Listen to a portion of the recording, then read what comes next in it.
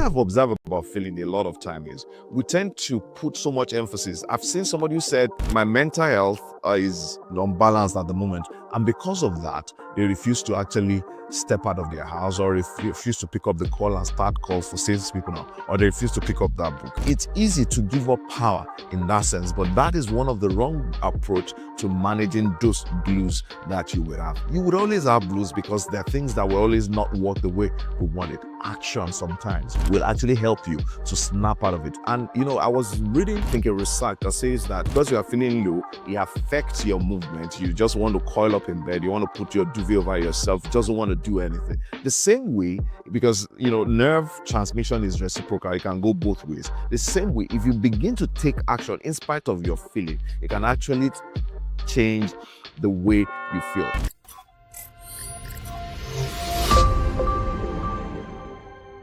Well, today, what I'm going to start with is a form of a rant. Once in a while, I do this rant thing that I just talk about what is on my mind, right? I was having a conversation with the team earlier, and I was telling them that I'm kind of very low.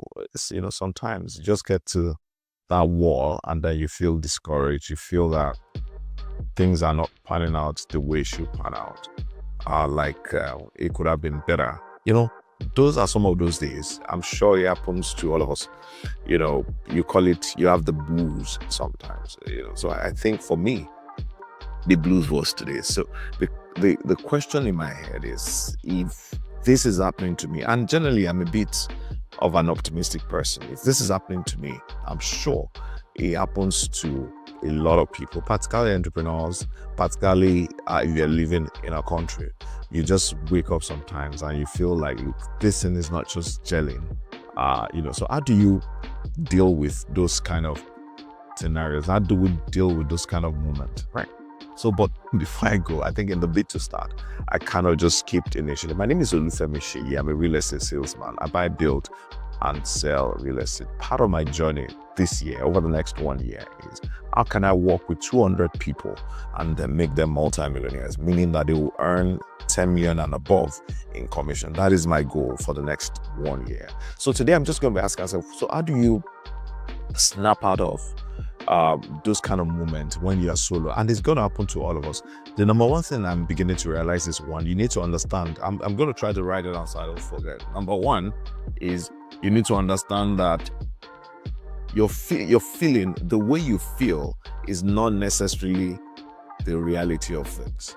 A lot of times when we're beginning to feel low, we are feeling sad, you're unhappy about things, you think that you can get better results.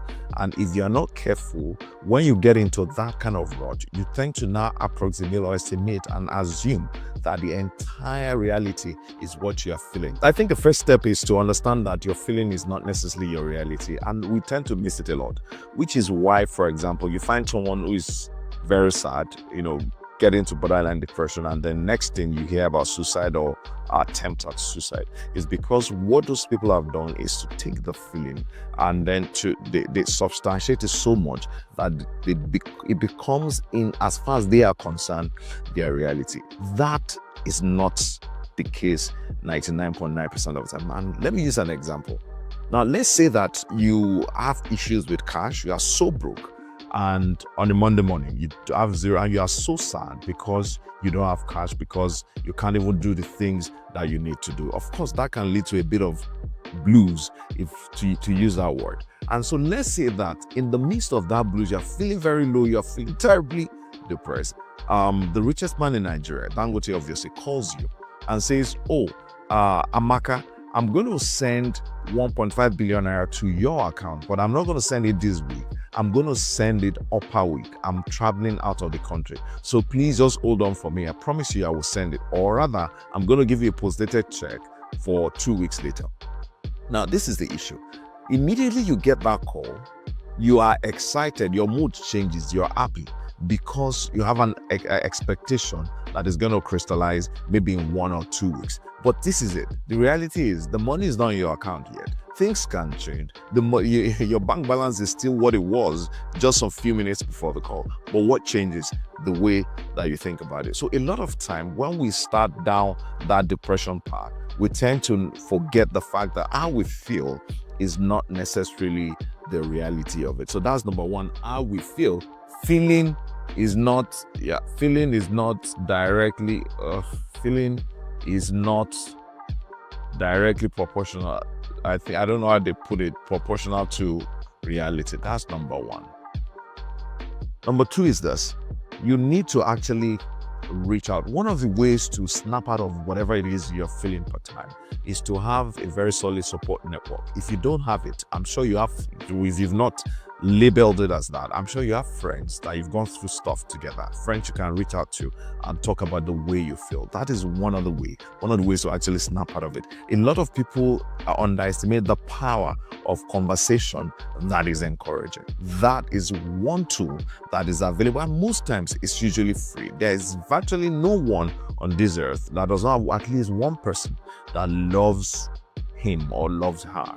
So what you need to do per time is, once you feel that way, is to reach out. It's not necessary that you have to offload your problem on that person, but the mere fact that you can reach out and have conversations related to some of the challenges you are going through, particularly with people you trust, as a way of significantly reducing the way the impact or the weight of the body that you can feel. Number three, so let's just put it on. Number two, communicate and reach out. Communicate. Number three, what I've observed about feeling a lot of time is we tend to put so much emphasis. I've seen somebody who said, my mental health is unbalanced at the moment, and because of that, they refuse to actually step out of their house, or refuse to pick up the call and start calls for salespeople now, or they refuse to pick up that book. It's easy to give up power in that sense, but that is one of the wrong approach to managing those blues that you would have. You would always have blues because there are things that will always not work the way we want it. Action sometimes will actually help you to snap out of it. And I was reading I think a research that says that if you're feeling low, because you are feeling low, it affects your movement. You just want to coil up in bed, you want to put your duvet over yourself, you just don't want to do anything. The same way, because nerve transmission is reciprocal, it can go both ways. The same way, if you begin to take action in spite of your feeling, it can actually change the way you feel. I think I was speaking to a friend at the point, and I said, you know what?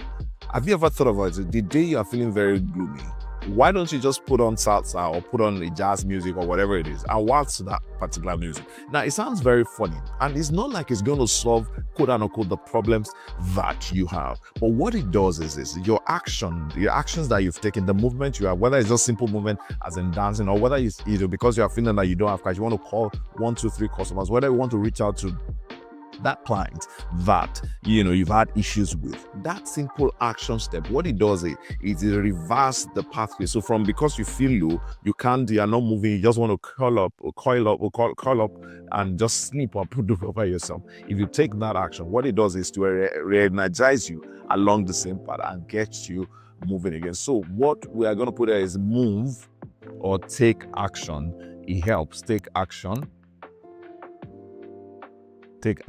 That will help. The last one that I'm just saying about myself, those are things I do. The last one I do is to actually sit down and ask myself, what exactly is the problem? Practical solution. I start trying to elaborate on practical solutions to the challenge that I'm facing, to what exactly is causing me. So what I do is what you call stack analysis. I ask myself, Shay, why are you feeling this way? That's number one. So let me just put it on stack analysis. Stack is STARK analysis, and that is actually trying to strip the way you are feeling into dry figures, numbers, words, and then to put it to articles. I ask myself, what exactly am I feeling? I'm feeling low, I'm feeling sad, I'm feeling unhappy. Why am I feeling unhappy? Because the result I'm expecting is not gelling and I feel that I'm not getting the support I need, maybe from my team members or maybe from people. And then 3, maybe the expectation that I have, I'm not meeting it. And then, number 4, I was having a conversation with a client who was talking rubbish, and it was quite early in the morning, and he was looking at the project we're doing and said, are you sure you're in the position to do this project because of outstanding you to pay me? And you look at this person, you wonder, if I look on I'm sure it's happened to always look at this person normally should not be in that place to say this stuff to me. So the stack analysis just breaks it down to, why am I feeling this way? What exactly am I feeling? I'm feeling sad, I'm feeling low. Why am I feeling? Because of this engagement with this client. It tipped me to start thinking that, why am I not getting results? And then number 3 is, what can I do about it today? This is what the client said. What can I do about it today? One of the things I can do about it is to go out there and do the things I used to do, particularly because I know that if I keep doing them, I'm going to get results. It's so then to drill down, if I do this and it's not working, what else do I do?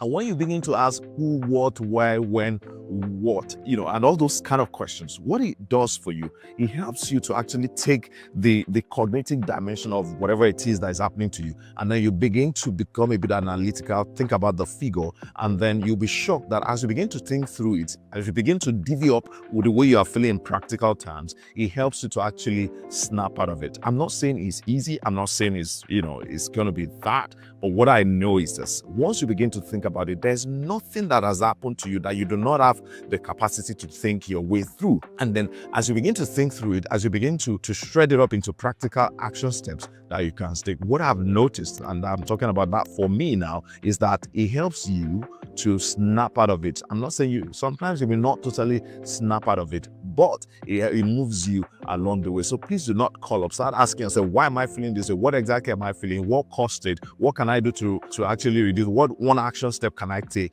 today? So that is what you call stack analysis. So let's go to number 5. Number 5 is to remember how it started at the beginning. See, this might be a bit more on the religious side, but one of the things I've realized is this: if you know where you're coming from, the journey will becomes a bit easier. I read the Bible, and for some of you who read it, part of the story, there's a tribe, or there's a nation that moved from Egypt, and they were going to a land that was promised to them. And of course, they encountered a lot of difficulty, but one of the ways to minimize the scale or the perceived scale of difficulty is to understand exactly where you're coming from and understand exactly where you're going. And those two things, where you're coming from and where you're going, can be summarized in the concept called purpose. Purpose actually is not necessarily what you want to do in the future. It's about your essence. It's about why you started the things you started, and it's about the vision that you have of the future, no matter what the vision is, particularly if your vision is God-given. So one of the ways to actually get yourself off the rut sometimes when you get into those kind of rut is to remember those two things. And for some of us who feel, oh, I really don't even understand what the concept of purpose is, just understand, why am I doing this, what I'm doing? What exactly gives me joy in what I'm doing? And what do I need to do better? What is a dream that I have? Because once you actually look at the dream, think through, meditate on the dreams you have, what it does is it energizes you. It tells you the reason why you need to stand up. A lot of people forget, particularly in their low moments, what's the old big picture, what the dream is all about. Never forget it. What I would encourage you to do if you are listening to me today is go write what your dream is. Go write what your vision is. Go write what your direction is. Put it on a piece of paper. And every time you get into that, go look at it again. Remind yourself why this is, why you're doing what you're doing. When you keep reminding yourself, once you reignite that thought, it has a way of listening. So what I'm writing is, remind yourself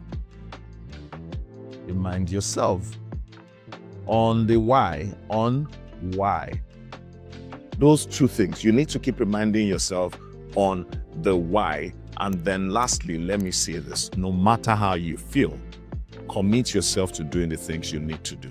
If you have an appointment, make up your mind that irrespective, and that's a commitment you need to make, that irrespective of the way I feel. For example, it was so bad that I took time out. I woke up, I was like 1 hour on my bed. It was slow process for me, but I knew that I had to come in and do what I got to do. And here am I standing in front of camera. The mere fact that I decided to stand up, I decided to stand in front of camera, I feel better already, and I'm sure that it's relieved as the day goes by. So if you're out there, particularly if you're an entrepreneur, if you're hustling, and sometimes you just look around you and it looks like nothing is working, it looks like you are not getting the support you need, it's like people are not buying into the vision. Maybe it's even that the product that you have is not getting the traction. Maybe you are in debt, maybe you're under pressure from different quarters, and it's going to happen. You need to keep reminding yourself of this 5 things. The most important, as far as I'm concerned, is to understand exactly why you started this journey in the first place. Because once you understand that, it energizes you and gives you the form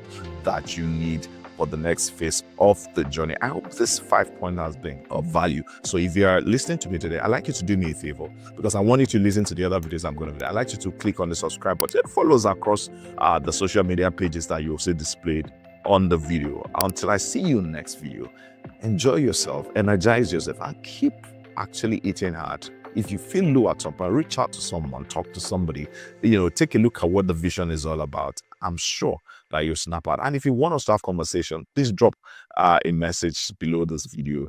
I will surely reach out to you. Thank you.